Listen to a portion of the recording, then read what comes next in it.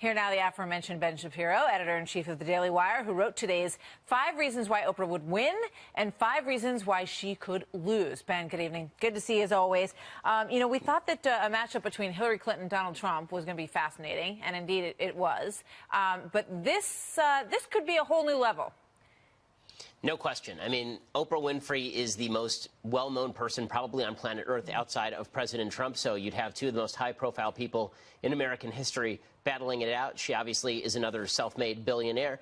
She has cultivated particularly female audiences for the last 30 years. She's a television star. She has a really great personal story. On the other hand, she is a conspiracy theorist. She is on the far left. And her image as sort of uniter, not a divider, would certainly take a hit were she to get political. It's one thing for President Trump, who basically has been hit with every piece of mud and emerged unscathed, to run for re-election. Oprah Winfrey is basically seen as this almost angelic figure in American pop culture. And if she is hit at all with any sort of scandal, it may not affect her quite the same way. If you want to move from a place where 90% of people love you to a place where 50% of people hate you, quickly move into politics. Yeah, I mean, Donald Trump has certainly witnessed that himself during his transformation from being a private citizen to being president of the United States. Do you think, when you look at America as a society, are we living in a world where you almost have to be a celebrity? You look at all the people who've thrown their names in the ring. Mark Cuban, Kanye West has talked about it, The Rock has talked about it, and you start to wonder if you're living in this sort of freakish parallel universe lately. I think there's some truth to that. I think the idea that high name recognition makes a difference, particularly in primaries, is absolutely true. Can you imagine Oprah Winfrey losing primaries to Joe Biden? I can't. I think that if Oprah Winfrey runs against a bunch of typical Democratic politicians, they have a very hard time knocking her out of the race. Obviously, the Republicans couldn't knock Donald Trump out of the race, and he was less of a celebrity than Oprah Winfrey is. I think it's because Americans have this sort of dual-track mind when it comes to what they think the president does. On the one hand, we think that the president is there to do policy and engage in policy we like. And then there's really what we think the president does, which is say stuff. Right? When we think of people who say stuff, we tend to think of celebrities. We tend to think of the people who are on our TVs all the time. We think of these people as sort of the figureheads on the prow of the ship of state. And in that sense, if there are people who are very famous and we've already made our decisions about them, it's a lot easier for them to survive the slings and arrows than politicians who we may not have ever heard of and who can be taken down with a single scandal. Remember, in 2012, Rick Perry was basically knocked out of the primaries because he had mandated that Gardasil be used, right, a vaccine for a particular type of cancer for young girls. That knocked him out of the primaries in 2012. Donald Trump got hit with everything, including the kitchen sink, and he won the election. It's unreal. When you take a look at this potential matchup, you've got Oprah Winfrey, who I think would be so embraced by Democrats that she probably wouldn't be standing up there with 17 other candidates. I mean, when Donald Trump tried it, everyone just laughed at him. They thought he was not going to last, wouldn't make it through the summer, wouldn't make it through the fall. I mean, that's the very different dynamic here, Ben. I think that's true. And I think Democrats also have a way of anointing candidates that Republicans simply have not had. In 2016, obviously, they anointed Hillary Clinton. In 2012, they thought about, in 2008, rather, they thought about anointing Hillary Clinton. And then Oprah Winfrey is the person who helped push Barack Obama over that finish line. So I think the chances are actually pretty good that if Oprah decided to run, she'd win the nomination. In a general election, I do have my doubts as to whether she would actually defeat the president. The last poll that I saw was from March, and it showed Oprah defeating Trump something like 47-40. But those aren't incredible numbers for Oprah. She has, I think, 49% approval versus 33% disapproval.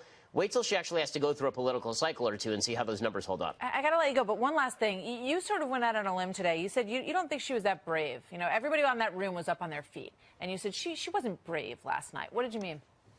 I mean, what the hell kind of risk was she taking? She was standing in front of an entire town filled with sexual abusers and harassers. She said nothing about it for 20 years. She was being cheered by people who said nothing about it for 20 years. And there she is, pretending that she's leading the fight. In what way has she led the fight? I sort of missed it. And just because she said some stuff last night, I haven't seen how things have materially changed. I mean, Reese Witherspoon was mentioned that she measures things before Oprah and after Oprah. What changed after Oprah? Oprah said a bunch of stuff. Well, I was under the impression that most of us agreed with that stuff when this stuff first broke, and she lauded the Hollywood Foreign Press Association. Where were they reporting on the sexual harassment and abuse scandal for the last 20 years? It is literally their job to cover Hollywood, and yet it took the New Yorker and Ronan Farrow to uncover all this stuff. Where was the Hollywood Foreign Press Association that was receiving such plaudits at the hands of Oprah Winfrey? Again, a woman who is good friends with Harvey Weinstein, being cheered by Meryl Streep, a woman who's gave a standing ovation to Roman Polanski. Yeah, but there's a circle of support that ignored everything that you just mentioned so potently. Ben, thank you very much. Great to see you tonight. Ben just was just talking about Jefferson, and Bradley asks along those lines, and he says that Jefferson wrote that our unalienable rights are self-evident, but are they? And if so, wouldn't all societies naturally realize them? This is a great question. So the answer is, of course, we disagree with you. So right. So the answer is, of course, they're not self-evident. But Jefferson didn't mean they were self-evident to any person on earth. He meant to any right-thinking person who had grown up in the context of Judeo-Christian values. Right. That's the real answer. Right. The real answer is that, of course, Jefferson wasn't a fool. He knew that most people on earth did not see these rights as self-evident. He meant that these rights were self-evident given a certain set of premises, including the idea that all people were created in the image of God, and the idea that Englishmen had rights. Then it was self-evident that the rest of this follows. But if you don't have this is where we make a mistake when we think that we can just take the rights that were generated over the course of 2,000 years of Judeo-Christian history and 1,500 years of Greek theorizing. You can take those and just implant them anywhere in the world without any sort of military force. That if you just if you just spread the seeds, then the roots will grow. It's just not true. You have to actually acknowledge that there is a cultural history that pre-exists the founding of the United States, and that is the soil from which all of this grows. And without that soil, you're spreading seeds on cement. It's just not going to go anywhere. And I think Jefferson knew that. He wasn't a foolish man. I think that when he said self-evident, I don't think he meant actually readily apparent. I think he meant axiomatic, that the only evidence for them was the only evidence necessary for them was themselves. That once you saw them, I mean, something can be self-evident and nobody discovers it for 2,000 years, but then once you discover it, you know it. And you're absolutely right that the culture and the custom has to be there. The underlying principles have to be there to lift you to that place where you see it. But it doesn't mean that it's self-evident. Doesn't mean, oh, anybody can see it. It means once you see it, it doesn't have to be proved.